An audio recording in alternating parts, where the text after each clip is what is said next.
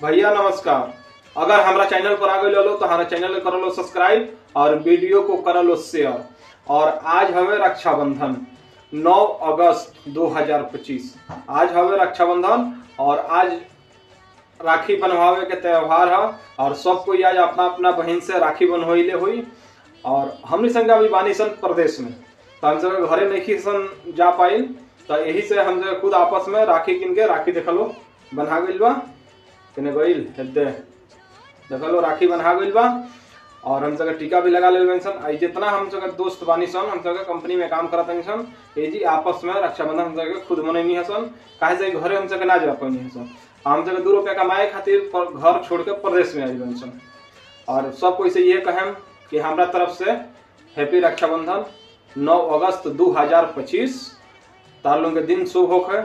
अगर हमारा चैनल पर आ गई लो तो हमारा चैनल को कर लो सब्सक्राइब और वीडियो को कर लो शेयर।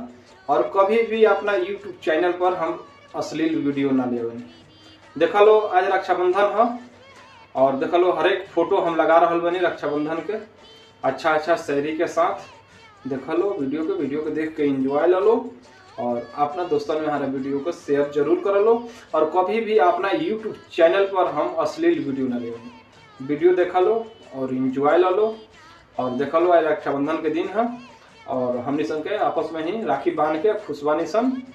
और हम सब घरे ना जा पैनी है सन रक्षाबंधन पर, तो अपने से राखी बना गई बा। और वीडियो देखा लो, वीडियो देख के एंजॉय ला लो। हमारा तरफ से विपिन चौरसिया की तरफ से हैप्पी रक्षाबंधन 9 अगस्त 2025। चलो लो जब तक खातिर नमस्कार। फिर मिले अगला वीडियो में नए वीडियो के साथ। नमस्कार भैया नमस्कार। अगर हमारा चैनल पर आ गए लो तो हमारा चैनल कर लो सब्सक्राइब और वीडियो को कर लो शेयर। और आज हमें रक्षाबंधन 9 अगस्त 2025। आज हमें रक्षाबंधन और आज राखी बनवावे के त्यौहार है। और सब कोई आज अपना अपना बहन से राखी बनवाइले हुई। और हमनी संग अभी बानी सन प्रदेश में, तो हम सब घरे नहीं सन जा पाई, तो यही से हम सब खुद आपस में राखी किन के राखी देखलो बना गइल बा। किने गइल देखलो राखी बना गइल बा।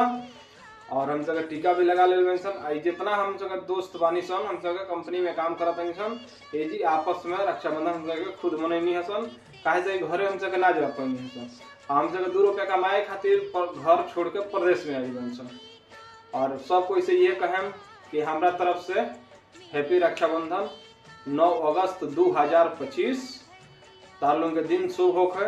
अगर हमारा चैनल पर आ गई लो तो हमारा चैनल को कर लो सब्सक्राइब और वीडियो को कर लो शेयर।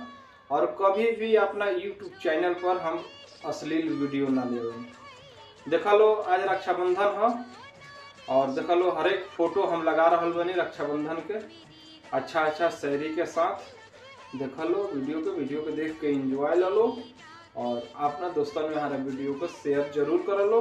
और कभी भी अपना यूट्यूब चैनल पर हम अश्लील वीडियो ना ले। वीडियो देखा लो और एंजॉय ला लो।